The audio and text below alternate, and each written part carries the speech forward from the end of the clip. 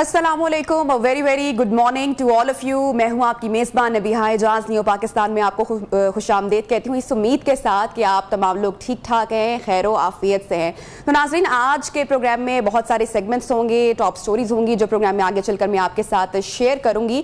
लेकिन सबसे पहले मैं आपको बताऊं कि आज वर्ल्ड यूथ डे सेलिब्रेट किया जा रहा है और इसको सेलिब्रेट करने का मकसद ये है कि जो नौजवान हैं उनसे जुड़े जितने भी मसाइल हैं उनको कैटर किया जाए, उनका हल निकाला जाए, उनके हवाले से अमली इकदामात उठाए जाएं, तभी आज का दिन सेलिब्रेट करने का जो मकसद है वो पूरा होगा।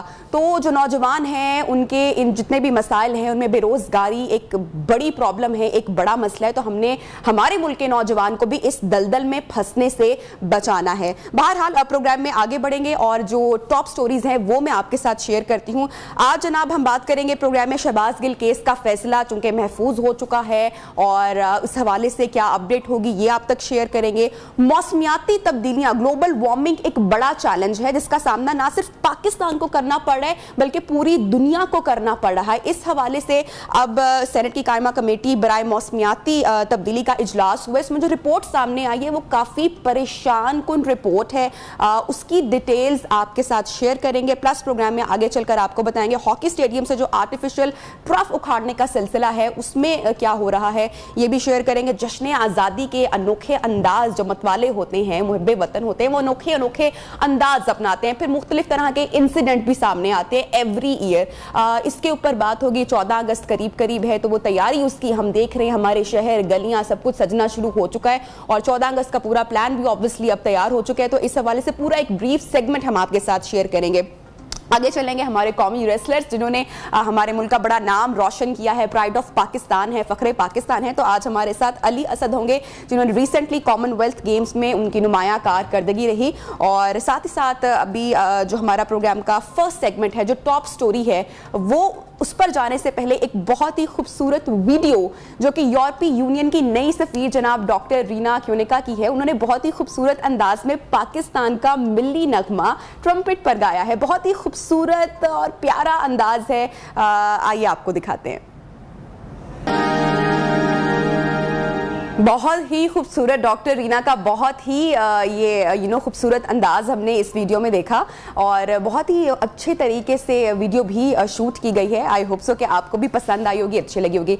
चलिए जी प्रोग्राम में अब आगे बढ़ते हैं और हमारी आज की जो टॉप स्टोरी है, सेनेट की कायमा कमेटी बराए मौसमियाती तब्दीली का इजलास हुआ जिसमें बड़ी ही परेशान कुन रिपोर्ट सामने आई है और ब्रीफिंग में बताया गया है कि सिंध और बलोचिस्तान में शदीद बारिशें हो रही हैं जबकि शिमाली इलाका जात में ग्लेशियर्स फटने के जो मुख्तलिफ वाकयात सामने आए हैं, 18 वाकयात रिपोर्ट हुए हैं जो कि एक बड़ा नंबर है। एक और हैरान कुन बात ये इस रिपोर्ट में सामने आई है और वो ये है कि समंदर की सतह तकरीबन 36 से 50 सेंटीमीटर तक ये बुलंद हो रही है और उसके बाद ये भी सामने बताया जा रहा है रिपोर्ट में कि बड़े बड़े जो शहर है वो डूबने का खतरा है या बड़े बड़े शहर डूबकर गायब हो सकते हैं। अच्छा, इसी हवाले से बात करेंगे। हमारे साथ जो आज के प्रोग्राम की मेहमान है उनका मैं तारुफ करवाती चलूं। सेनेटर सीमी एस्ती साहिबा हमारे साथ मौजूद हैं, चेयरपर्सन क्लाइमेट चेंज हमारे साथ इस वक्त उन्होंने हमें ज्वाइन किया। बहुत शुक्रिया सीमी साहिबा आपके वक्त के लिए। मैं आपसे जानना चाह रही हूँ कि जो रिपोर्ट सामने आई है कि समंदर की सतह 50 सेंटीमीटर बुलंद होने जा रही है, कितना खतरनाक हो सकता है आइंदा आने वाले वक्त में, और ये भी खदशा जाहिर किया जा रहा है कि कुछ शहर जो हैं वो मंजर आम से गायब हो जाएंगे।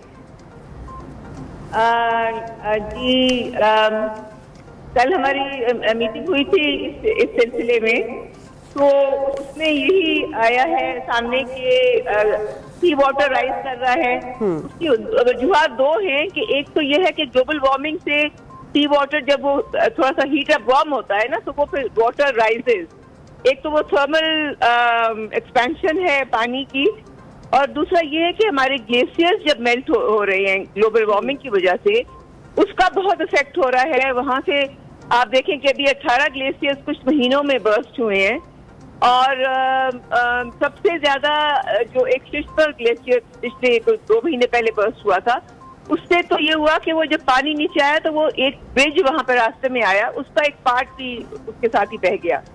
तो ये बहुत ही परेशान कुन बात है।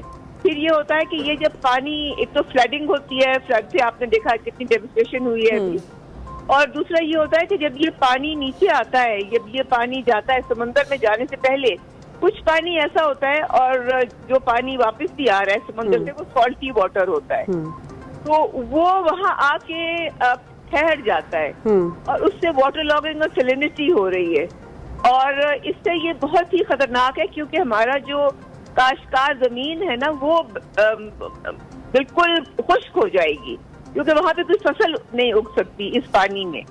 तो ये इस तरह से बहुत इफेक्ट हुआ है गोटकी में, हमने देखा है सिंध में जी। तो ये इसको हमें बहुत जरूरत है कि ये जो पानी नीचे आ रहा है इसको अगर हम चैनलाइज कर ले, और हमारे पास अगर कोई डैम्स होते इस वक्त बने हुए तो वो पानी सीधा डैम्स में जाता और हमें बहुत फायदा होता कि हमारी पानी की स्कैसिटी जो है वो कम हो जाती, हमारी फसलों को पानी मिलता, और फिर हमारी जो इंट्रा प्रोविंशियल हमारी जो राइवलरी रहती है कि कहते हैं कि पंजाब ने पानी ले लिया, पंजाब कहते हैं सिंध ने हमारा पानी ले लिया, तो वो भी ना होती।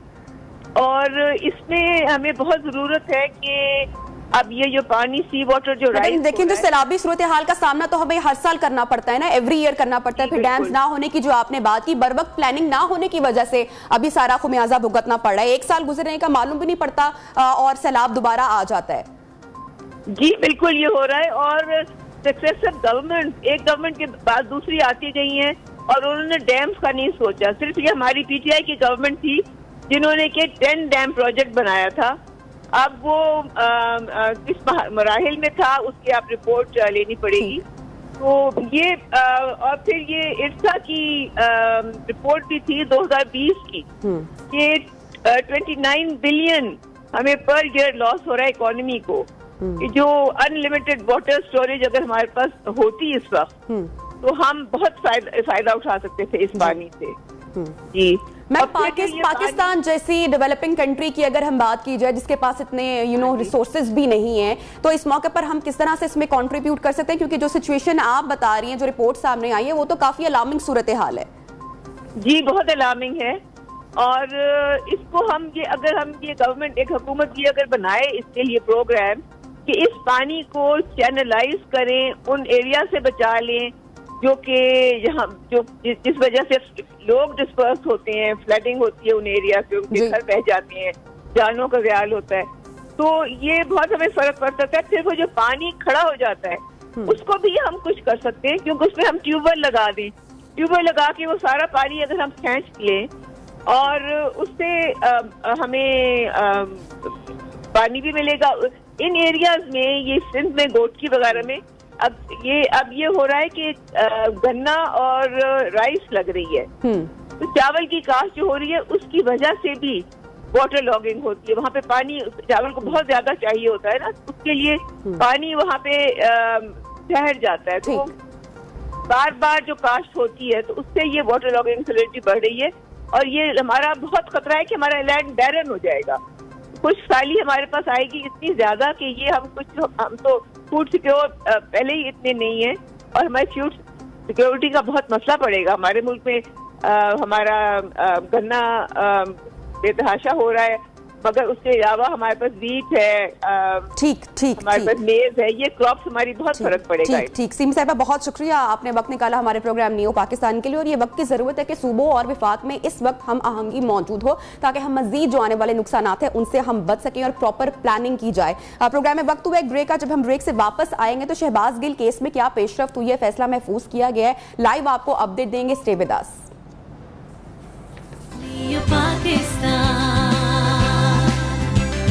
Pakistan, Neo Pakistan, Neo Pakistan,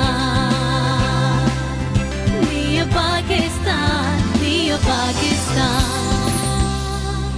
welcome back, program में खुशामदीद कहते हैं। तो नाजरीन, अब जलसे खेल के मैदानों में भी हुआ करेंगे। हॉकी स्टेडियम लाहौर गुंजाइश के लिहाज से दुनिया का सबसे बड़ा हॉकी स्टेडियम है, और पाकिस्तान तहरीक इंसाफ ने अपना इस्लामाबाद लाहौर में करने का ऐलान किया है।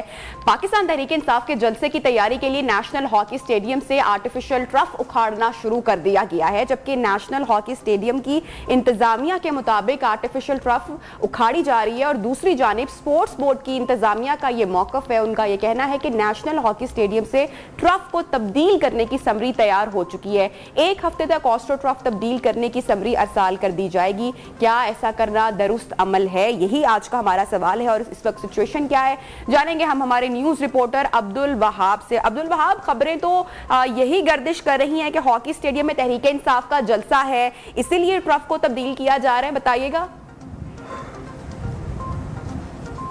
जी बिल्कुल, ये एक बहाना बनाया जा रहा है कि जलसा करने की एक तरफ बात करें तो जलसा भी है, लेकिन क्या इसी वक्त जो है वो इस ऑस्ट्रो ट्रफ को यहाँ से हटाया जाना था? क्योंकि अगर बात की जाए तो ये ऑस्ट्रो ट्रफ जो है वो 2019 का एक्सपायर हो चुका है। यहाँ पर जो है वो सिर्फ जो लोकल कैंप्स है, लड़कियाँ थी जो यहाँ पर अपने लोकल जहाँ पर मैचेस खेलती थी, तो ये 2019 से एक्सपायर हो चुका था। तब स्पोर्ट्स बोर्ड को जो है वो इसकी याद नहीं आई कि इसको भी तब्दील करना है। इसकी तब्दीली की जो याद आई उनको सताई, वो सिर्फ जो है वो 13 अगस्त के जो था इमरान खान का, उससे पहले इनको याद आई और इस वक्त जो है वो ऑस्ट्रो ट्रफ यहाँ से हटा दी गई। अगर पहले मैं इसके बैकग्राउंड पे थोड़ा जाना चाहूँगा कि इस ऑस्ट्रो ट्रफ जो है वो 2011 में जो है वो इसकी मंजूरी दी गई थी। 2010 के आखिर में पाकिस्तान जो हॉकी टीम थी हमारी, वो एशियन गेम्स जो है वो जीती थी और क्वालिफाई किया था ओलंपिक्स के लिए और लंदन जाना था। और 2000 लेकिन वहाँ पर जो ब्लू ऑस्ट्रो ट्रफ पे जो है वो वहाँ पर मुकाबले होने थे लंदन में ओलंपिक्स के, लेकिन हमारे पास जो है वो 2011 में यहाँ की इसकी मंजूरी दी गई और 2012 में जो है वो नेशनल हॉकी स्टेडियम लाहौर के अंदर जो है वो यहाँ पर ऑस्ट्रो ट्रफ जो लगाई गई थी। और उसके बाद जो है वो यहाँ पर जो 2019 तक जो है वो इस ट्रफ को यूज़ किया गया। लेकिन यहाँ पर जो है वो बदकिस्मती से चूँकि ऑस्ट्रो ट्रफ 2011 के ओलंपिक्स मैच से पहले जो है वो यहाँ पर नहीं लगाई गई थी, इसलिए जो है वो हमारे जो प्लेयर्स थे वो इस स्टेडियम के अंदर जो है वो इस ऑस्ट्रो ट्रफ पर जो है वो प्रैक्टिस भी नहीं कर सके थे। 2019 में ये एक्सपायर हो चुकी थी, लेकिन उसके बावजूद यहाँ पर जो है वो इसको बचाया गया था। लेकिन अब इस जलसे से पहले अचानक से जो है वो इसे हटाने की तैयारी शुरू कर दी गई, इसे बल्कि हटा भी दिया गया है ऑस्ट्रो ट्रफ को। अब अगर बात करें तो इस ऑस्ट्रो ट्रफ की, तो ये अब जो है वो दीगर शहर जो सरगोदा की बात करें तो वहाँ पर जो है वो इसे बिछाया जाएगा, उसकी ग्राउंड में इसको बिछाया जाएगा, जबकि यहाँ पर जो है वो अब नई ऑस्ट्रो ट्रफ बिछाई जाएगी। और ये सूरत हाल जो बात करें मिनिस्टर स्पोर्ट्स की, तो उनकी जानिब से कहा जा रहा है कि समरी भी जो है वो अरसाल कर दी गई है, लेकिन ज़राए के मुताबिक जो है वो अभी 3 से 6 माह जो है वो लग जाएंगे और फिर जो है वो जाकर ये ऑस्ट्रो ट्रफ यहाँ पर बिछाया जाएगा। लेकिन तब तक जो है वो यहाँ पर ये जो हॉकी स्टेडियम था ये इसी तरह जो है वो वीरान रहेगा। यहाँ पर ऑस्ट्रो ट्रफ नहीं होगी, यहाँ पर लोग जो है वो नहीं खेल सकेंगे, यहाँ ना ही यहाँ पर जो है वो प्रैक्टिस की जा सकेगी, जबकि यहाँ पर जो है वो एक ये खेल का मैदान था और जिसे जो है वो अब जलसा गाह में तब्दील कर दिया गया है। और अगर बात की जाए तो यहाँ पर जो लेडीज़ थी, लड़कियाँ थी, प्लेयर्स, वो यहाँ पर जो है वो अपने कैंप्स करती थी, यहाँ पर खेलती थी, उनके लिए भी जो है वो परेशानी होगी जब तक ऑस्ट्रो ट्रफ नहीं लगाई जाती। ये 3 से 6 माह का अमल बताया जा रहा है कि 3 से 6 माह से पहले जो है वो यहाँ पर ऑस्ट्रो ट्रफ नहीं लगाई जा सकती। 2019 की जो है वो ये एक्सपायर हो चुकी थी, उसके स्प्रिंग्स जो है वो भी खराब हो चुके थे। लेकिन अब अगर सोचने वाली बात यह है कि अगर तो ये अब्दुल वहाब, मुझे आपसे ये जानना है कि स्पोर्ट्स बोर्ड ने कहा है कि वो ट्रफ को तब्दील करने की समरी तैयार कर चुके हैं, लेकिन ये सब कुछ उस वक्त हो रहा है जब तहरीक इंसाफ के रहनुमा असद उमर और जो दीगर हैं वो जलसे के इंतजामात सारे उनको हतमी शक्ल दे रहे हैं। जी बिल्कुल, चूँकि अगर बात करें पंजाब में गवर्नमेंट जो है वो इस वक्त पीटीआई की है और पीटीआई के मिनिस्टर स्पोर्ट्स जो है वो यहाँ पर है और उनके ही मतलब अपनी पार्टी को सपोर्ट करने के लिए उससे पहले जो है वो ये तमाम तर इंतजाम किए जा रहे हैं। मैं वही बात की थी कि अगर एक्सपायर हो चुकी थी ये ट्रफ और अगर इसको तब्दील ही करना था तो फिर याद ही इन्हें जो है वो अब आई कि जब इनकी पार्टी ने एक बहाना बनाया ना, चूँकि इनकी पार्टी को स्पेस चाहिए थी यहाँ पर जो है वो उसको इस्तेमाल करने के लिए, इन्होंने जो है वो एक बहाना बनाया कि जी जो ट्रफ है वो ख़राब हो चुकी थी, एक्सपायर हो चुकी है, इसे तब्दील करना है। अगर इसको ख़राब हो चुकी थी तो फिर इसको चेंज क्यों किया, मतलब इसको तब्दील करके किसी और शहर सरगोदा में जो है वो उसकी ग्राउंड में इसको क्यों बिछाने की बातें की जा रही है अगर तो ये ख़राब हो चुकी है। एक तो ये स्पोर्ट्स बोर्ड पर भी सवालिया निशान है, यानी कि ये जो खबर सामने आ रही है कि इसको ऑब्वियसली जो सरगोदा मुंतकिल किया जा रहा है, करोड़ों रुपए की ये ट्रफ है, तो ये बेकार तो नहीं होगी, तभी इसको सरगोदा मुंतकिल किया जा रहा है ना। जी बिल्कुल, अगर तो ये ख़राब होती, बेकार हो जाती तो फिर इसको किसी और ग्राउंड में क्यों बिछाया जाता। ये तो सिर्फ एक तैयारी की जा रही थी कि यहाँ से एक बहाना बनाएगा कि ये ख़राब हो चुकी है, चूँकि पीटीआई ने यहाँ पर जलसा करना था, इमरान खान जो है वो चेयरमैन जो तहरीक इंसाफ है उन्होंने यहाँ पर नेशनल हॉकी स्टेडियम में जलसा करना था, चूँकि ये जगह मुख्तस कर दी गई थी कि जी अब जलसा जो है वो यहाँ पर किया जाएगा और इसलिए जो है वो यहाँ से बहाना बनाकर जो है वो कि ख़राब जो है वो ट्रफ हो चुकी है और यहाँ से इसको हटा दिया जाए, यहाँ पर नई ट्रफ जो है वो लाई जाएगी। लेकिन अगर बात करें तो स्पोर्ट्स बोर्ड के बाद फंड जो बजट है वो मौजूद नहीं है। इसलिए अगर ज़राए के मुताबिक कि मार्च में जो है वो इसकी ट्रफ बदलने की बातें की जा रही थी, लेकिन इनके पास जो है वो फंड भी नहीं मौजूद थे, इसलिए जो है वो इसे तब्दील नहीं किया गया। लेकिन अब चूंकि एक जलसे का ऐलान कर दिया गया जी कि इस जगह पर जलसा किया जाएगा और इस जलसे की वजह से जो है वो अब इसको बहाने को इन्होंने जो है वो इम्प्लीमेंट करते हुए इसको यहाँ से जो ग्राउंड से जो है वो ट्रफ उठा दी और अब उस ट्रफ को सरगोदा मुंतकिल किया जाएगा, यहाँ पर नई ट्रफ लाई जाएगी और जब वो आएगी उसके बाद ही हॉकी स्टेडियम जो है इस्तेमाल में आ सकेगा। उससे पहले तो ये बेकार हो चुका है इस वक्त। बहुत शुक्रिया आपका अब्दुल वहाब, आप हमें अपडेट कर रहे थे पूरे इस वक्त सूरत हाल से मुतालिक। बहुत शुक्रिया आपका। प्रोग्राम में आगे बढ़ेंगे अभी और एक और आज की जो टॉप स्टोरी है, जो खबर है, अपडेट है, वो आपके साथ शेयर करते हैं। बगावत के मुकदमे में गिरफ्तार शहबाज गिल को आज सुबह इस्लामाबाद की अदालत में पेश किया गया, उनका फैसला महफूज किया गया। अब ये फैसला सुना दिया गया, इसी हवाले से बात करेंगे हमारे न्यूज रिपोर्टर मोहम्मद अवैस। मोहम्मद अवैस, बताइएगा अदालती कार्रवाई से मुतल्लिक। जी बिल्कुल, क्योंकि 2 रोज़ा जिस्मानी रिमांड मुकम्मल होने पर पाकिस्तान तहरीक इंसाफ के रहनुमा शहबाज गिल को आज इस्लामाबाद की अदालत में पेश किया गया है, जहां पर पुलिस की जानिब से इस्तदा की गई कि शहबाज गिल का क्योंकि पॉलीग्राफिक टेस्ट करवाना है। इसके अलावा शहबाज गिल से एक मोबाइल जो था वो बरामद कर लिया गया था, जबकि दूसरा मोबाइल क्योंकि दौरान गिरफ्तारी उन्होंने अपना वो मोबाइल ड्राइवर के हवाले कर दिया था, वो मोबाइल वापस रिकवर करना भी बाकी है। केस की क्योंकि तफ्तीश की जानी है, इसलिए इसके अलावा जो पैमरा से स्क्रिप्ट है वो भी हासिल कर लिया गया है। जो फ्रांसिक करवाया गया उसमें ऑडियो जो है वो शहबाज गिल से के आवाज़ से मस्बत आई है और मैच कर गई है, इसलिए दीगर जो टेस्ट हैं वो भी अभी करवाने बाकी हैं। क्योंकि वकील सफाई की जानिब से कहा गया था कि शहबाज गिल ने कोई ऐसा बयान नहीं दिया।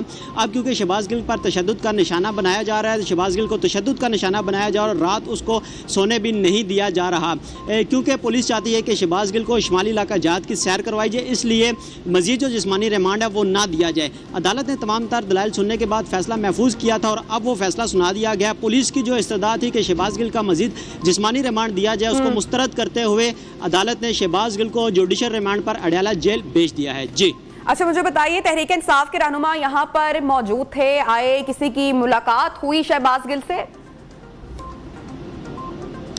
आज बिल्कुल, इससे पहले हमने देखा कि शहबाज गिल से मुलाकात के लिए पुलिस स्टेशन में भी फैसल चौधरी उनकी लीगल टीम के हमरा गए, लेकिन उनको मिलने नहीं दिया गया। 2 दिन से उनको मिलने नहीं दिया गया था। आज अदालत में मुलाकात हुई।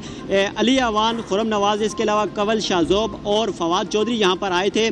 शहबाज गिल से उन्होंने मुलाकात की है। शहबाज गिल से आज बाकायदा तौर पर उनकी मुलाकात भी हुई है। इससे कबल अदालत में दरख्वास्त भी दी गई थी कि जो शहबाज गिल की लीगल टीम है फैसल चौधरी, उनको शहबाज गिल से क्योंकि उनके मौक़िल हैं उनसे मिलने की इजाज़त दी जाए, लेकिन अदालत ने कल वो दरख्वास्त मुस्तरद कर दी थी और पुलिस की जानिब से भी कहा गया था कि शहबाज गिल से भी तफ्तीश जारी और आज सुबह उनको अदालत में पेश किया जाएगा। तो अदालत में अगर ये अपने मौक़िल से मिलना चाहें तो मिल सकते हैं। आज उनकी मुलाकात हो चुकी है, लेकिन अब से कुछ देर कबल ही अदालत की जानिब से महफूज शुदा जो फैसला सुनाया गया उसमें जो जिस्मानी रिमांड की पुलिस की इस्तदा थी उसको मुस्तरद करते हुए अदालत की जानिब से शहबाज गिल को जुडिशल रिमांड पर अडयाला जेल भेजने का हुक्म दे दिया गया है। जी ठीक है, किसी किस्म की गुफ्तगू सामने आई हो? फवाद चौधरी आपने बोला यहाँ पर मौजूद थे, मीडिया टॉक की हो किसी सियासी रहनुमा ने यहाँ पर? आज बिल्कुल, फवाद चौधरी की जानिब से भी मीडिया टॉक की गई है, अली नवाज़ की जानिब से भी और कवल शाहजोब ने भी, जिनकी जानिब से कहा गया है कि शर्म आनी चाहिए मौजूदा हुकूमत को, क्योंकि इस केस में अटॉर्नी जनरल खुद अदालत में पेश हुए हैं और ये शर्म का बाइस है कि अटॉर्नी जनरल आकर दलाइल दे रहे हैं। हुकूमत की जानिब से, मौजूदा हुकूमत की जानिब से टेल लगा लिया गया कि शहबाज गिल बाहर ना आ सके, उनकी जमानत ना हो सके, वो जुडिशल ना हो सके, उन पर तशद्दुद किया जा सके, लेकिन आज अदालत ने फैसला सुना दिया है। इसके अलावा जो अली नवाज अवान थे उन्होंने कहा कि जो बयान शहबाज गिल ने दिया है उस बयान में पाक फौज या सिक्योरिटी इदारों के खिलाफ ऐसी कोई बात नहीं है। अगर तो शहबाज गिल मुजरिम है तो फिर नवाज शरीफ, मरियम नवाज, ख्वाजा आसिफ, जावेद लतीफ़ सबसे बड़े मुजरिम है, क्योंकि उन्होंने पाकिस्तान अलग करने की बात की, पाकिस्तान को 2 टुकड़ों में तकसीम करने की बात की। पाकिस्तान तहरीक रहनुमा के जो पाकिस्तान तहरीक इंसाफ के रहनुमा थे उनकी जानिब से आज सुबह ये कॉल भी दी गई थी कि दीगर जो कारकुनान है पाकिस्तान तहरीक इंसाफ के वो F8 कचहरी में पहुंचे और शहबाज गिल के साथ खड़े हो। बड़ी तादाद में कारकुनान भी आज हाथा कचहरी में मौजूद थे। पुलिस के साथ धक्कम पेल भी हुई, आगे जाने की कोशिश की गई, लेकिन पुलिस की जानिब से जो कारकुनान थे उनको रोक दिया गया। जी अच्छा, उवैस, शहबाज गिल रोस्ट्रम पर भी आए और उन्होंने बार बार दोबारा तरदीद की कि उनसे बार बार सवाल होता रहा कि इमरान खान ने तुम्हें कहा है वीडियो से मुतालिक, तो उन्होंने कहा मैं बार बार कह रहा हूं कि मैंने ऐसा कोई बयान नहीं दिया है और मेरे साथ जो कुछ भी किया जा रहा है ये सारी पॉलिटिकल विक्टिमाइजेशन है। मजीद जो अदालती फैसला सामने आया है मैं चाहूंगी आप वो तफसीली तौर पर हमारे देखने वाले नाजरीन के साथ एक मरतबा शेयर करें।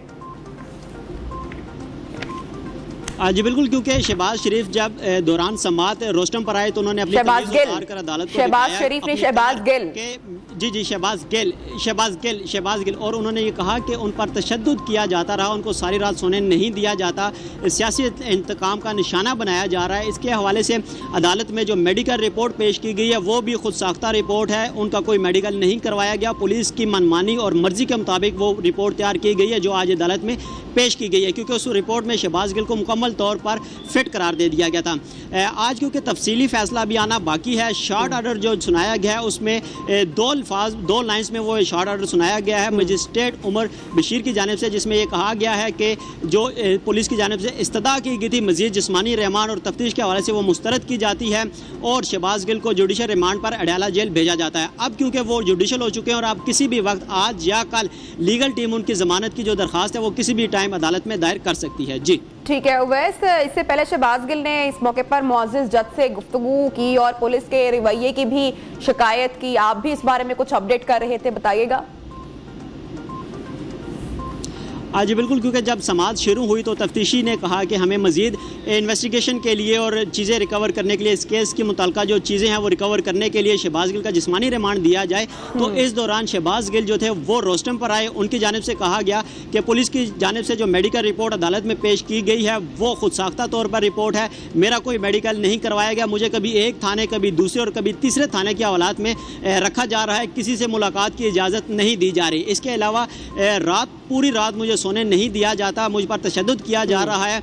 उन्होंने अपनी कमीज़ उतारी और कमर जो थी वो दिखाई, जिस पर सवाल किया गया कि क्योंकि जो उनका लिबास है उस पर तशद्दुद के निशान मौजूद नहीं हैं, तो उन्होंने कहा कि मुझे मेंटली तौर पर भी टार्चर किया जा रहा है, सारी रात सोने नहीं दिया जाता, किसी से मिलने नहीं दिया जाता।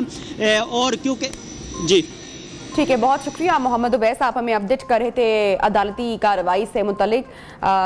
प्रोग्राम में यहाँ पर वक्त हुआ एक छोटी सी ब्रेक का, हेडलाइन ब्रेक है, हेडलाइन ब्रेक के बाद वापस आएंगे, प्रोग्राम को आगे बढ़ाएंगे। Stay with us.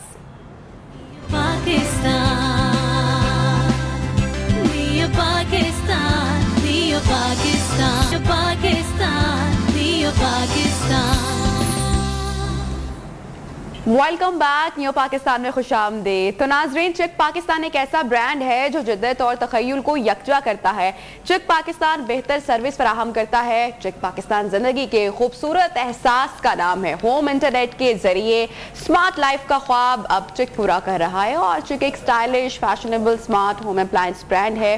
Full digital inverter, refrigerator, 137 घंटे कूलिंग बैकअप और बहुत कुछ, जो कि सिर्फ चिक refrigerator -32 degree cooling temperature technology, European standard design refrigerator है और एंटी बैक्टीरियल टेक्नोलॉजी है। अब आज का सवाल वो मैं आपके सामने रखती हूँ। सवाल यह है कि चिक यूरोपियन स्टैंडर्ड रेफ्रिजरेटर बनाता है, आपको ये बताना है कि चिक कौन सी टेक्नोलॉजी अपने रेफ्रिजरेटर्स में इस्तेमाल कर रहा है। Number 1 inverter technology, number 2 DC technology, number 3 full DC inverter technology. जवाब देने के लिए चिक पाकिस्तान के ऑफिशियल पेज पर जाएं और वहां पर सही जवाब आप दें और उसके बाद जिसने सही जवाब दिया होगा उसका ऑब्वियसली जो नाम है वो हम अपने नेक्स्ट शो में अनाउंस करेंगे। प्रोग्राम में अब आगे बढ़ते हैं और बहुत ही खास मेहमान से आज न्यू पाकिस्तान में आपकी मुलाकात करवाने जा रहे हैं। हालिया दिनों में बर्मिंघम में होने वाले कॉमनवेल्थ मुकाबले में पाकिस्तान के बहुत से लोग, बहुत से नाम बहुत खास रहे। यूं तो पाकिस्तान ने इन गेम से मजमूई तौर पर 18वीं पोजीशन हासिल की, मगर 1970 के बाद ये पाकिस्तान की बेहतर परफॉर्मेंस, बेहतरीन कारकर्दगी रही और ये सब मुमकिन हुआ है हमारे कौमी रेसलर्स की वजह से, जिन्होंने इस टूर में शानदार खेल का मुजाहिरा किया, बेहतरीन परफॉर्मेंस दिखाई और पाकिस्तान के मेडल्स की तादाद में इजाफे का बाइस बने। उनमें से पहलवानों के शहर गुजरांवाला से ताल्लुक रखने वाले अली असद भी शामिल हैं, जो आज प्रोग्राम में हमारे साथ शिरकत कर रहे हैं। अली, आपको हम पहले तो बहुत मुबारकबाद, congratulations and welcome to my show. मुझे बताएगा, आपने पाकिस्तान का परचम बुलंद किया, पाकिस्तान का नाम आपने रोशन किया, फखरे पाकिस्तान है आप। वो जीत का लम्हा आपके लिए कैसा था जब आपने सिर्फ 55 सेकंड्स में अपने हरीफ को चित कर दिया? सबसे पहले तो मैं अल्लाह पाक का शुक्र अदा करता हूँ कि अल्लाह ताला ने मुझे इस कामयाबी से नवाजा है। और देखें, जब इंटरनेशनल सतह पर आप पाकिस्तान का परचम बुलंद कर रहे हो तो आपके लिए इससे ज़्यादा फख्र का वक्त हो ही नहीं सकता कोई और ये अल्लाह ताला का बड़ा ही खास करम है मुझ पे कि अल्लाह ताला ने मुझे ये इज्जत अता फरमाए। आई एम श्योर ये जो जीत आपकी हुई है, ये जो विक्ट्री आपकी हुई है और ये सिलसिला जो शुरू हुआ है ये आगे भी चलता रहे इसी तरह से, और पाकिस्तान के लिए आप और भी बहुत सारे मेडल्स लेकर आए। तो आई एम श्योर कि ये विक्ट्री के पीछे एक स्ट्रगल भी रही होगी, स्टोरी भी रही होगी, आपकी ट्रेनिंग सेशंस। मैं चाहूंगी कि वो हमारे देखने वाले जितने भी नाज़रीन हैं उनके साथ आप शेयर करें, कितनी देर आप ट्रेनिंग करते रहे? जी, ये जो हमारा 6 माह का कैंप लगा हुआ था लाहौर में, तो उसमें हम सुबह फजर की नमाज पढ़ के सीधा ट्रेन पे चल जाते थे, रनिंग करते थे, स्टेयर्स चढ़ते थे, और ये उसके बाद ग्राउंड वगैरह पर जाते थे। ये तकरीबन 2 घंटे सुबह, और उसके बाद दोपहर को मैट ट्रेनिंग करते थे और शाम को जिम करते थे, तकरीबन 2 घंटे।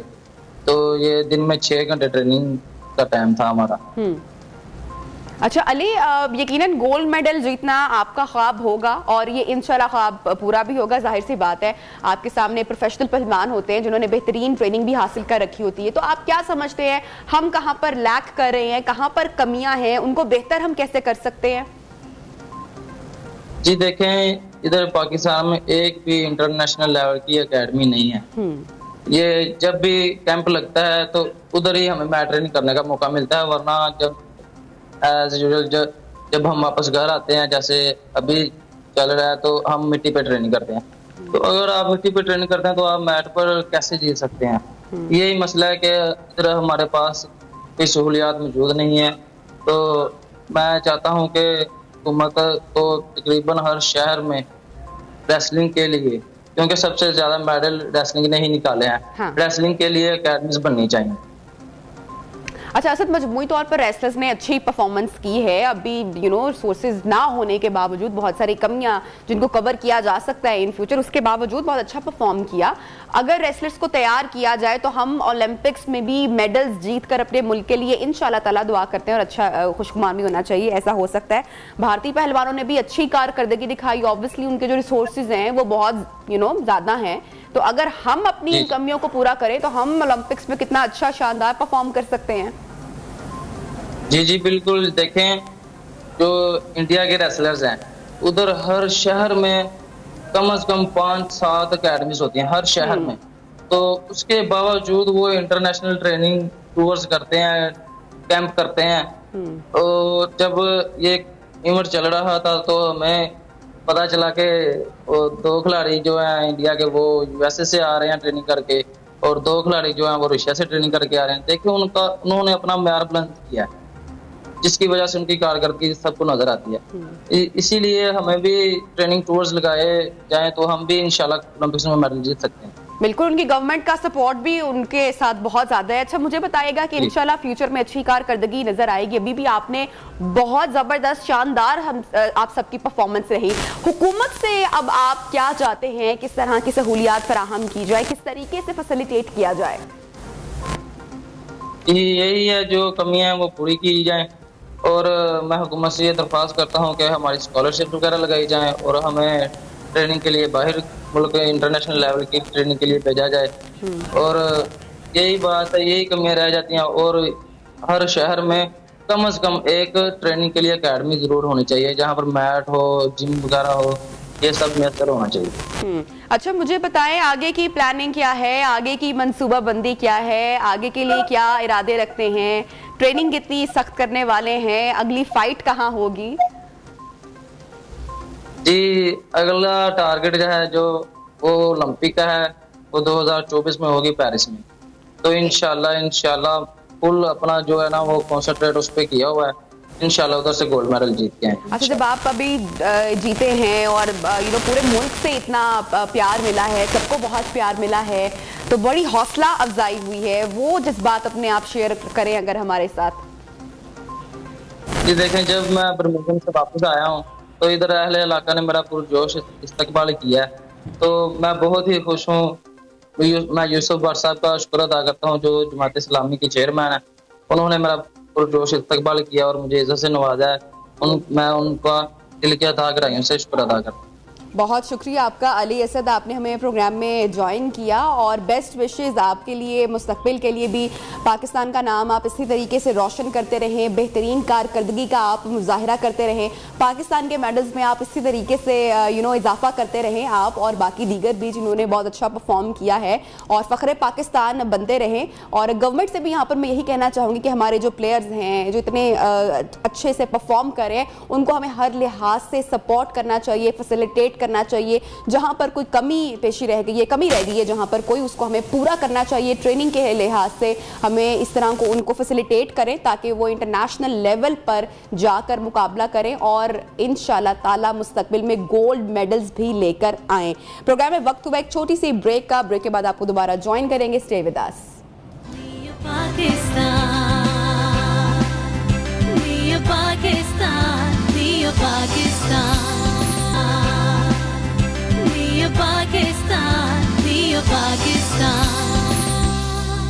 वेलकम बैक नाज़रीन। खानदान मर्द और औरत के मुकद्दस रिश्ते की बुनियाद पर परवान चढ़ता है। ये दुनिया आबाद ही इस रिश्ते की वजह से है। जहाँ ये मजबूत तरीन ताल्लुक है, वहीं उसकी रिश्ते की कमज़ोरी को कच्चे दागों से भी जोड़ा जाता है। मेरी ये बातें करने का मकसद, इसके पीछे एक खबर है जो कि मैं आपके साथ अभी शेयर भी करूँगी, और फैक्ट्स एंड फिगर्स हैं। गुज़श्ता 10 दिनों की अगर बात की जाए तो उसमें लाहौर की सिविल फैमिली कोर्ट्स में ख़वातीन की जानिब से तलाक के 500 केसेस दायर किए गए हैं। और ये सोचने का लम्हा है कि हमारा माशरा किस डगर पर चल रहा है, ऐसा क्यों हो रहा है, इसके पीछे रीज़न क्या है, अनासिर क्या है, वजूहात क्या हैं। ये सारी बातें जानेंगे। हमारे साथ मौजूद हैं बैरिस्टर अहमद पनसोटा। पनसोटा साहब, बहुत शुक्रिया आपने वक्त दिया हमारे प्रोग्राम के लिए। मैं आपसे जानना चाह रही हूँ कि खुला के केसेस की बढ़ती हुई शरह मंजर आम पर जो आई है, इसके पीछे रीजंस क्या हैं। पिछले 10 दिनों की अगर बात की जाए तो तलाक के 500 केसेस सामने आए हैं, विच इज बिग नंबर। देखिए जी, आपकी बात बिल्कुल दुरुस्त है कि जो डिवोर्स रेट हाई है, इसमें फर्स्ट ऑफ ऑल तो हम ये देखें कि जब हम डिवोर्स के इस एस्पेक्ट को देखते हैं तो हमारी जो बुनियादी एक उसके बारे में परसेप्शन बनती है वो ये बनती है कि जैसे खुदा ना खास्ता कि एक इंतहाई गलत अमल है या खुदा ना खास्ता इल्लीगल अमल है। देखिए, सबसे पहली बात ये कि ये एक दीन के अंदर दी हुई एक इजाजत है जो इस्लामिक लॉ में भी है और हमारी लीगल प्रोविजन भी मौजूद है, और नो डाउट इसको कहा गया है it's the worst form of हलाल एक्ट्स, बट इट इज आप शायद मेरी बात को थोड़ा सा दूसरी तरफ लेके जा रहे हैं। मेरा हरगिज वो मतलब नहीं है कि क्या हो रहा है गलत हो रहा है। मैं एक्चुअली देखें ना कि इससे हम हमारे माशरे के रवैये, लोगों के जज्बात, उनके इख्तलाफात, ये चीज़ भी काबिल गौर है जिसका जिक्र होना बहुत ज़रूरी है। बाकी आपकी बात की वो जायज़ है, इसका हक हमें दीन देता है, शरीयत देती है, इस्लाम देती है, दैट इज़ वैलिड। मैं जी उसी पर ही आ रहा था। देखिए, उसमें डिवोर्स रेट्स हाई होने में बहुत सारे रीजन है। पहली बात है अवेयरनेस। इस वक्त जो खवातीन है पाकिस्तान में, they are far more aware than they were आज से मे बी 10-15 साल पहले की बात है। कानूनी प्रोविजंस का उनको पता है, चीजों का उनको पता है। ये तो आगे जहां तक अवेयरनेस की बात है। दूसरी बात है जिसमें मैं समझता हूँ कि बहुत ज्यादा है, वो है कंपैटिबिलिटी की इस वक्त बहुत ज्यादा इश्यूज हैं between the couples. So couples जब फील करते हैं कि जी कंपैटिबिलिटी इशू हमारा प्रॉपरली नहीं चल पा रहा, so they prefer to opt out, जो कि आज से 20-25 साल पहले चीज बहुत डिफरेंट थी। पहले कोशिश की जाती थी कि सिचुएशन में रहा जाए, उसमें सस्टेन किया जाए, लेकिन इस वक्त जो है कपल्स वो ऑप्ट आउट करते हैं। उसके बाद फिर अगर आप खवातीन की ये डिवोर्स रेट की शरह में इजाफा देखें तो उसमें जो सबसे बुनियादी रीजंस है, आपका डोमेस्टिक वायलेंस बहुत ज्यादा इस वक्त ऑन द राइज है। पाकिस्तान में, पंजाब में डोमेस्टिक वायलेंस का लॉ है लेकिन उसको इंप्लीमेंट नहीं किया जा सकता। खवातीन के बेशतर कवानीन जो पाकिस्तान में मौजूद हैं, उनकी इंप्लीमेंटेशन का प्रॉब्लम है, जिसकी वजह से फिर खवातीन उसका शॉर्ट टर्म मेजर ढूंढती हैं और they try to opt out. And similarly जो आदमियों की साइड से डिवोर्स दी जा रही है वो भी इस वजह से दी जा रही है क्योंकि डिवोर्स हमारे कानून में शायद देना बहुत आसान है, वेस्टर्न कल्चर से बहुत डिफरेंट है। जिस तरह वेस्टर्न कल्चर में आपको अपनी जायदाद का आधा हिस्सा देना पड़ता है, आपको साथ साथ बहुत सारे राइट्स को गो करने पड़ते हैं। पाकिस्तान चूंकि इस्लामिक जुरिस्डिक्शन फॉलो करता है, इसमें डिवोर्स देने का जो प्रोसेस है वो इतना डिफिकल्ट नहीं है और शादी से निकलना इतना डिफिकल्ट नहीं है, विच इज वाई लोग उसको फिर ऑप्ट आउट करते हैं। बहुत सारे सोशल और वो रीजंस हैं जिसमें से ये कुछ हैं जिनको मैं आपको अभी जिनका तस्करा आपके आगे किया। अच्छा, अब मैं ये जानना चाह रही हूँ, डोमेस्टिक वायलेंस लॉ की आपने बात की कि जो मौजूद है लेकिन उस पर इम्प्लीमेंट नहीं किया जा रहा है, इसके तहत अगर कोई शिकायत सामने आती है या रिपोर्ट किया जाता है तो क्या सजा मिल सकती है? देखिए जी, अगर तो डोमेस्टिक वायलेंस का कानून जो कि सिर्फ इस वक्त पंजाब में मुल्तान में नाफिजुल अमल है, वेराज वो कानून पंजाब के लिए है।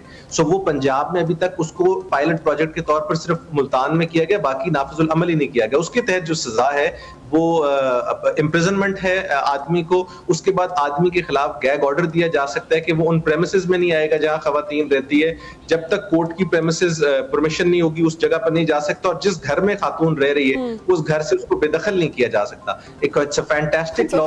लेकिन आप मुझे बड़ी बड़ी हैरत हो रही है जो बात आपने की है कि पंजाब का कानून है उस पर इम्प्लीमेंटेशन सिर्फ पंजाब के एक शहर मुल्तान में हो रही है, जबकि अगर हम डोमेस्टिक वायलेंस की या तशद्दुद के वाकयात का जिक्र करें तो वो पूरे पंजाब में बहुत ज्यादा वो नंबर है जो कि रिपोर्ट होता है। तो फिर क्या वजह है, इसको कौन इम्प्लीमेंट करवाएगा और कब करवाएगा? ये आपकी जी बहुत 100% बात दुरुस्त है। हम इस चीज को अदालत में भी लेके गए थे, हमारे हाई कोर्ट के जस्टिस अली ज़िया बाजवा साहब ने इस पर बड़ी कोशिश की। सहार ज़री बंदयाल एक एडवोकेट है, उनको अपना माइकस भी लगाया, फ्रेंड ऑफ कोर्ट भी बनाया, बड़ी उन्होंने कोशिश की, लेकिन गवर्नमेंट की आप इल विल कह लें और कोई भी गवर्नमेंट जो आई है अभी तक वो इस कानून को नाफिजुल अमल नहीं कर सकी। और ये गवर्नमेंट ने सिर्फ थ्रू नोटिफिकेशन 1 मिनट में ये कानून नाफिज करना है, लेकिन आप ना नाफिज होने से खुद अंदाजा लगा लीजिए कि इसके अंदर कितने बड़े इंपेडिमेंट्स हैं। बड़ी मुश्किल से इस्लामिक नजरियाती काउंसिल से कानून निकाला गया, उसके अलावा बहुत सारे इसको टेस्ट पास करने पड़े, लेकिन गवर्नमेंट की विल जो है वो आपके सामने है कि नेशनल अकाउंटेबिलिटी लॉज तो हफ्ते में चेंज हो जाते हैं, लेकिन इस किस्म के लॉज को इंप्लीमेंट करने में आपके सामने है कि बहुत बुरे हालात हैं। अच्छा पनसोटा साहब, पहले फैमिली कोर्ट में सुलह की कोशिश की जाती थी, रजू करने की बात की जाती थी, अब ऐसा होता है या सिर्फ खातून खुला का दावा करे तो वो वहीं पर सिलसिला खत्म हो जाता है? अभी क्या चल रहा है?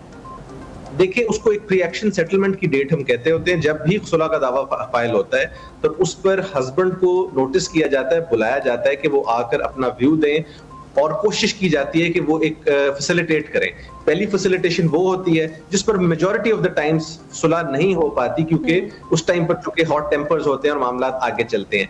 लेकिन जब आप प्रोनाउंस भी कर देते हैं डिक्री कोर्ट की, उसके बाद भी जब आप उसको यूनियन काउंसिल में सबमिट करते हैं तो यूनियन काउंसिल आपको 90 दिन के अंदर 3 दफा नोटिस इशू करती है कि अगर आप रेकंसिलिएट करना चाहें, रिकंसाइल करना चाहें, तो आप आके रिकंसाइल कर चुके हैं। खुला के कानून के ऊपर सुप्रीम कोर्ट की जजमेंट मौजूद है जो कि ये कहती है कि खातून ने अदालत में आके सिर्फ ये कहना है कि I don't want to live with this person because within the prescribes of Islam मैं नहीं रह सकती जो bounds prescribed है, that's it। उसके ऊपर खुला प्रोनाउंस हो जाएगी। पहले पुरानी जूरिस्प्रूडेंस ये थी कि आदमी के खिलाफ अगर कोई एलिगेशन होता था तो उसको प्रूव भी करना पड़ता था, लेकिन अब ये है कि simply she has to state. So आसानी बहुत है और वो इतनी डिफिकल्ट अब सिचुएशन रही नहीं, और बहुत सारी चीजें उसमें आई वुड से रेकंसाइल हो भी जाती हैं जब वो लोग आपस में इकट्ठे बैठते हैं। तो इन सारी सिचुएशंस को अगर आप ऑब्जर्व करें तो मेरा ख्याल है कि डिवोर्स का जो सिस्टम पाकिस्तान में मौजूद है वो बहुत ज्यादा आसान है, और यही हमारे दीन की मंशा है कि किसी को जकड़ा ना जाए ना रिलेशनशिप।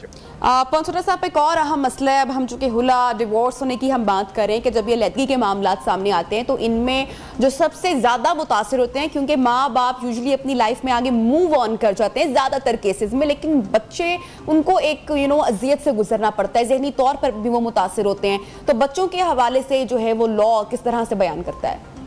देखिए जी, बच्चों के हिसाब से भी जो लॉ है it is very very clear and और बड़ा मुनासिब कानून है, लेकिन वही प्रॉब्लम है जो इम्प्लीमेंटेशन का। पहली बात यह है कि बच्चों के मामले में उनकी उम्र के मुताबिक तयन किया जाता है। बच्ची को तकरीबन 18 साल की उम्र तक या जब तक वो प्यूबर्टी अटेन ना कर ले माँ के पास ही ज्यादा दिया जाता है। बेटे को 13-14 साल की उम्र में ये ऑप्शन दिया जाता है कि वो माँ के साथ रहना चाहता है या बाप के साथ रहना चाहता है। और साथ साथ जो विजिटेशन स्केड्यूल है जिसमें यह है कि जब माँ बाप अलग होते हैं तो कोर्ट्स विजिटेशन स्केड्यूल बड़े लिबरल किस्म के अप्रूव करते हैं, जिसमें बाप जाकर उनको बच्चों को रात रख भी सकता है, हफ्ते में एटलीस्ट एक मुलाकात भी दी जाती है। कानून तो ये सारी प्रोटेक्शंस देता है, लेकिन इट इज वेरी अनफॉर्चुनेट, क्योंकि मुझे मौका मिला कोई गालिबन 180 प्लस केसेस करने का अपनी इस वकालत में फैमिली में, बाप भी और माँ भी दोनों की साइड से बहुत ज्यादा एक्सेस होती है जिसका नुकसान बच्चे उठाते हैं। और आप यकीन कीजिए कि ऐसे लेवल्स पर चले जाते हैं माँ बाप कि वो ये भी नहीं सोचते कि बच्चों ने कल को, क्योंकि ब्रोकन फैमिली के जो बच्चे उन पर रिसर्चेस हैं, साइंटिफिक रिसर्चेस हैं कि उन बच्चों के रवैये, उन बच्चों के जो मामलात सारे जिंदगी के हैं वो बड़े डिफरेंट होते हैं। लेकिन उस सिचुएशन में हमारे सोसाइटी में माँ बाप नहीं सोचते, और उसकी एक बुनियादी रीजन ये है कि उनको पता है they can get away with it. और पाकिस्तान की अदालतों में शायद इतनी डिफिकल्टी नहीं है चीजों को वायलेट करना, और मैं मातहत अदालतों की मेनली इस वक्त बात करूं, फिर हाई कोर्ट में जाके उनको रिलीफ मिलता है, ये बहुत अनफॉर्चुनेट एस्पेक्ट। और वो जहां पर मुलाकात करवाई जाती है, आप यकीन कीजिए कि अदालत की उन प्रेमिसेस में कोई भी अगर ज़ी-शऊर आदमी जाके खड़ा हो तो उसकी तबीयत खराब होगी, तो आप सोचिए बच्चों के साथ क्या पोजीशन बनती होगी। अच्छा पंचोटा साहब, हमने इससे पहले बात की, आपने जिक्र किया रीजंस की, जो बात की डोमेस्टिक वायलेंस के केसेस सबसे ज्यादा रिपोर्ट होते हैं, इसके बाद नंबर 2 रीजन क्या है खुला का, डिवोर्स का, और कितना फर्क है इन रीजंस की परसेंटेज में, अगर मैं पूछना चाहूँ आपसे? देखिए जी, प्राइमरीली तो एक डोमेस्टिक वायलेंस मैंने 1 रीजन दिया है। मोस्टली हमारे यहाँ रीजंस को डिटरमिन करने के लिए ना जी, जो रिसर्चेस या स्टडीज भी मौजूद हैं, वो डेप्थ पे जाके पता लगता है, क्योंकि जब आप खुला फाइल करते हैं या कुछ भी फाइल करते हैं उसमें तो ये लिखा होता है कि मैं इसके साथ नहीं रह सकती, लेकिन ज्यादातर जो मैंने चीज देखा है, एक तो ये है कि उसको जायदाद में किसी किस्म की कोई खर्चा पानी ये मामला नहीं दिया जाता, जो उसकी एक मेंटेनेंस है जो कि हस्बैंड के ऊपर एक प्रिस्क्राइब्ड है, वो नहीं दी जाती। इस तरह के बहुत सारे फैक्टर्स हैं जब फिर औरत मजबूर हो जाती है या उसको ऐसा ट्रीटमेंट किया जाता है जिसमें डोमेस्टिक वायलेंस के अलावा इस वक्त वर्बल अब्यूज बहुत मौजूद है। जरूरी नहीं कि वो फिजिकली मारे, वो उसके लिए सिचुएशन इतनी डिफिकल्ट कर देता है। और मैं ये भी कहना चाहूंगा कि पाकिस्तानी लॉ में एक बहुत बड़ा रीजन ये है कि जब खवातीन काम करने का इंटेंट करती हैं या अपनी इंटेंशन एक्सप्रेस करती हैं, हस्बैंड उस पर भी बहुत रिएक्ट करते हैं। पंचोटा साहब, चूंकि मुल्तान में टाइम कम है, मैं आपसे एक शॉर्ट आंसर लेना चाहूंगी। मुल्तान में आपने बोला कि इंप्लीमेंट है, पंजाब में बाकी कहीं पर इंप्लीमेंट नहीं हो रहा है, which is very very unfortunate. Multan में इंप्लीमेंटेशन के बाद क्या डोमेस्टिक वायलेंस के जो केसेस हैं उसमें कोई कमी नजर आई है वाज़ेह तौर पर? मुल्तान में जी ऑफ कोर्स इम्प्लीमेंट तो जरूर हुआ है, लेकिन इम्प्लीमेंट से मेरा मकसद ये है कि कानून नाफिजुल अमल हो गया। अब कानून पर अमल हो रहा है कि नहीं हो रहा, वो एक सेपरेट क्वेश्चन है। मुल्तान जैसे शहर में, जिस शहर का बिल्कुल एहतराम है, लेकिन अदालतों का रवैया वो नहीं है जो उनसे एक्सपेक्टेड है। स्पेशल कोर्ट्स कॉन्स्टिट्यूट करने की जरूरत है, वो वहां नहीं बनी। तो ऐसा कोई खातिर ख्वाह फर्क नहीं आया, मैं कहूँ कि जी इन टर्म्स ऑफ स्टेटिस्टिक्स वहां पर ओवरनाइट चीजें आ गई, तो नहीं आई। ये किसी बड़े शहर से ही बात शुरू होगी, ये प्रेसिडेंट्स हाई कोर्ट से शुरू होंगे, जब अदालतें इनके ऊपर अपने प्रेसिडेंट्स देंगी तो फर्क आएगा। बहुत शुक्रिया पंचोटा साहब, आपने वक्त निकाला हमारे प्रोग्राम नियो पाकिस्तान के लिए और सारी डिटेल्स आप हमारे साथ शेयर कर रहे थे। प्रोग्राम में वक्त हुआ एक छोटी सी ब्रेक का, ब्रेक के बाद आपको ज्वाइन करते हैं। Stay with us.